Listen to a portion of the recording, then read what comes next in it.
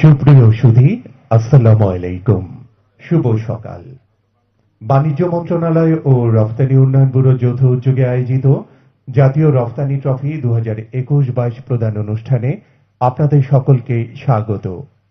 মাননীয় প্রধানমন্ত্রীর সদয় অনুমতিক্রমে অনুষ্ঠান শুরু করছি।